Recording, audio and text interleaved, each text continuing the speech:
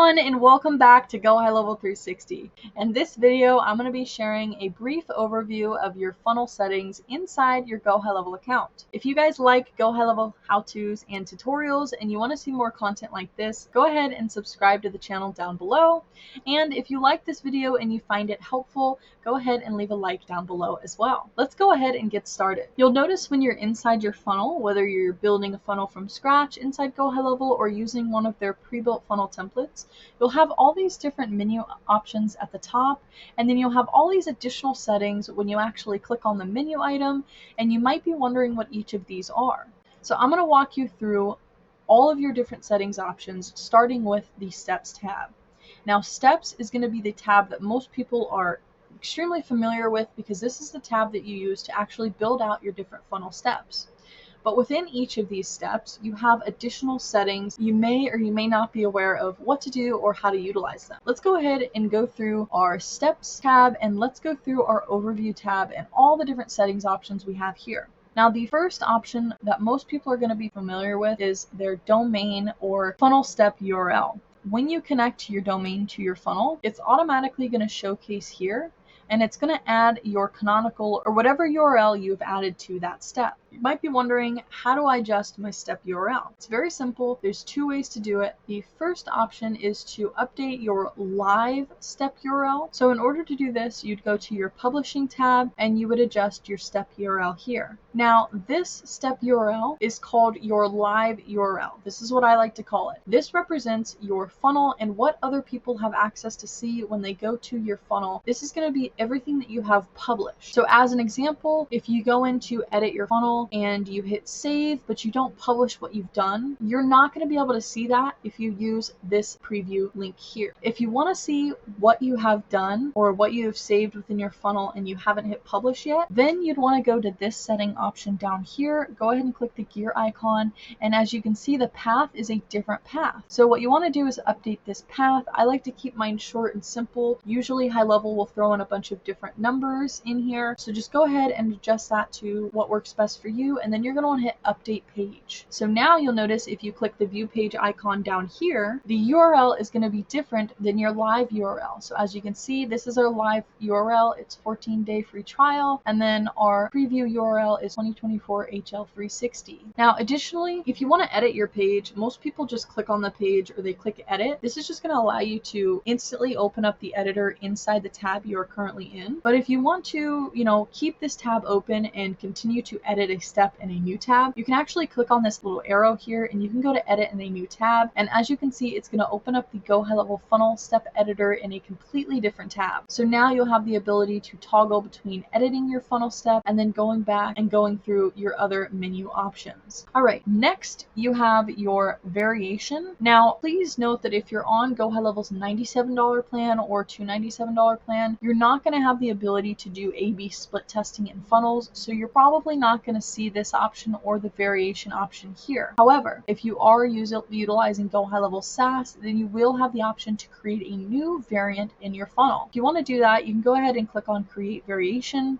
and it's going to ask you whether you want to duplicate your control page, which is going to be this page step here, or if you want to use existing, it's going to ask you which funnel, and then you can choose a page that you have from an existing funnel, and then you would hit import and it would import that funnel step to your variation page. You can also create from blank. So if you hit create from blank, it's just going to create a completely blank page inside your variation. So you can go through and select any of those options if you would like to do A/B split testing on your funnel step. All right, next we have the last two settings, which is the option to delete a funnel step or the option to clone a funnel step. Now, delete, obviously, if you click this button, it's going to ask you to confirm. You can type in delete here and then it will allow you to delete that funnel step. But if you want to clone this funnel step, go ahead and click clone funnel step, and you're going to have two options. You can either clone this step inside this existing funnel, or you can go ahead and clone this funnel step in a different funnel. So in order to do that, you'd want to select the location. Now, if you only have one location inside your account, you're only going to have the option to clone this funnel inside that location. If you have multiple, then you're going to have multiple different options, as you can see here. And then next, it's going to ask you what funnel or what funnels you would like to add this step to.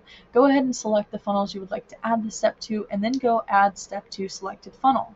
Once you do that, it's automatically going to add this step to that funnel, and then you're going to be able to go into that funnel page and adjust it as needed. Now, next tab we have here is your products tab. Now, this is where you can actually add product to your funnel step. Now, each step has this menu item, so if you want to add, a certain product to your first step, and then you want to add a second product, maybe a additional offer to your second step, you would want to go into that step, go to products, and then add that additional product here. You'd click on add product, go ahead and select the product you'd like to add at the price you'd like to add, and then hit save. All right, and then the last one would be the publishing, which we went through. This is, of course, your live step URL as well as your step name, so you can adjust that accordingly, and then hit update step. Now, you're also going to notice at the top right hand side here, no matter what tab you're in, these stay the same. So you might be wondering, what are they? Well, the first option is to share your funnel. Now, if you want to be able to share this funnel with somebody who has a different GoHighLevel account, you can select anyone with link, go ahead and copy the link, and then you can easily send this to your friend or whoever you know that needs this funnel, and they're going to be able to paste that link into their search bar, and then they can log into their GoHighLevel account if they're not already logged in, and it's going to allow them to import that funnel step into their account. Next, you have the option to select anyone within your own GoHighLevel. So if you're doing the 297 plan, 97 plan, SaaS plan of GoHighLevel, you have multiple sub accounts. If you want to be able to share this with a different sub account, you can go ahead and copy the link and share it with that user, and then they can go ahead and import it into their account. Now, next you have remove sharing. So if you want to remove somebody's ability to share this funnel, you can select remove sharing and then hit done, and it's going to prevent anybody else from logging in and sharing this funnel except for you. You will ultimately have full control if you want to revert this to being able to share, or you want to keep it as remove share.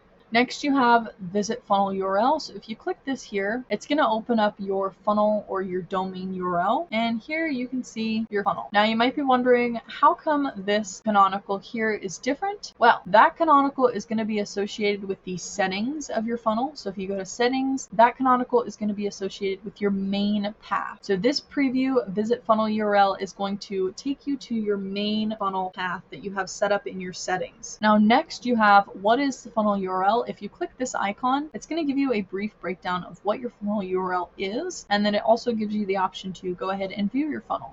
Now, next we have our stats tab. So we're going to go into stats here, and then you'll notice your stats. The first thing that I would recommend you do is go over to this understanding stats link here. Go ahead and click on it. It's going to take you to a breakdown of what each statistic means and how you better understand what it's for. So as you can see, your page views, this tells you the difference between all and unique. Opt-ins, how do opt-ins get counted? What is an opt-in? Sales, your rate, quantity, amount, average cart value, earnings, and page views. So this gives you a complete breakdown of what GoHighLevel is counting as a stat within your stats settings. Now, additionally, if you want to sort through your stats based on a particular or custom date, you can also go to the date range finder here, and you can go ahead and adjust based on the month or the year. You can go ahead and select, then hit confirm, and it's going to show you all of your visitors or stats within that time frame. Now, you can also hit reset, and it's just going to revert back to the original default, which I believe is a 30-day range. All right, so that is your stats. Now, next we have our sales tab. Now, under your sales tab, you're going to be able to track all sales that are made inside your funnel. Now, you want to pay attention to this notice here. All orders on version 2, so your variation page, are going to be located inside your payments tab of your GoHighLevel account, whereas all payments made or sales made on your main funnel are going to be located inside your sales. Now, also note that if you have somebody that signed up for like a 14-day free trial and their payment hasn't gone through yet, you're not going to see that person inside your sales stats. Now, you can also adjust the date range here. Like I said, you can go ahead and click a custom date, hit confirm, and it'll show you all of those sales. You can also go ahead and export if you have you have multiple sales and you want to export a list of all your customers and then the products purchased as well as the date and amount purchased with them. You can go ahead and click this little icon here, and it's going to instantly export that as a CSV. Next, you have your security option. So if you need to add security security headers to your funnel step, you can go ahead and go to your security tab, go to add security header, and this is where you're going to give your header a name, and this is where you can put the default value of that security header. Now, if you need help understanding security headers or setting those up, go ahead and click on this need help with security headers option here,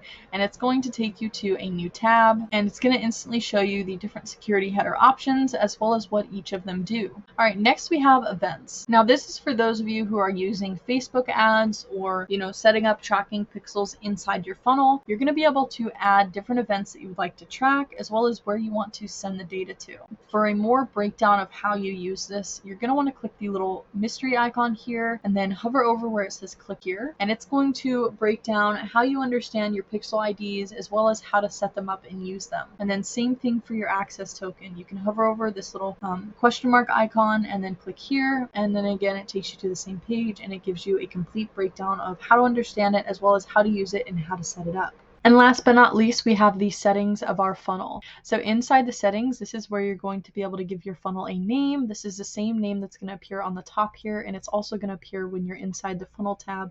So it helps you differentiate between, if you have multiple funnels, you would obviously give each one a different name. You can also connect your domain from here. So you can toggle back and forth depending on how many domains are in your account, and you can connect any domain. Here you can adjust the main route path, and then you can also add your favicon URL. So for those of you who are wondering what a favicon is, your favicon is this little icon in the tab at the top there. That is your favicon logo. So you have the ability to add the link, image link here, and it's going to allow you to have that little favicon logo. Next, if you have any head tracking code, so for example, your Google tag, you can put that here. If you're doing like Facebook ads, I believe there's a Facebook metapixel that you would also put at the head. Any body tracking code you're going to want to put in this section here, and this is going to cover for every single page of your funnel. This is funnel wide code. Next, you have the chat widget option. So if you would like to add a chat widget to this funnel, you can go ahead and select down here and then select which chat widget you would like to connect to this funnel. You also have a few different toggle switch options here. So you have your payment mode, whether you want it to be in a test mode.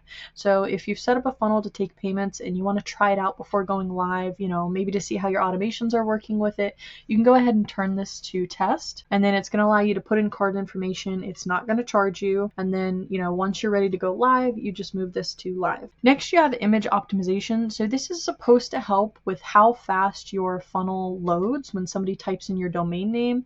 It basically optimizes the images. You can disable this or you can enable this. Either way, I haven't really noticed much of a difference with this on, but I guess it just depends on how many images you have on your funnel page. Next, we have optimized JavaScript. So if you are using any sort of JavaScript or HTML codes, if you want to optimize those codes on your funnel and make sure that they're loading properly and they're not hindering the speed at which your page loads or your funnel loads, you want to keep this enabled. And then next, the GDPR compliant fonts. If you want all pages in your funnel to be GDPR compliant, you can go ahead and enable this. And this is basically, instead of using Google fonts, it's going to stick with all fonts that are GDPR compliant. And then once you're done adjusting your settings, you can go ahead and hit the save icon here, and that is the last of our funnel settings. So if you guys have any questions on how to navigate funnels or maybe how to navigate websites, go ahead and leave a comment down below. As always, if you guys want to see more content like this, how-tos, tutorials, feel free to subscribe to my channel. And if this video helped you and you like this video, please leave a like down below. Thank you guys so much for watching, and I look forward to seeing you on the next video.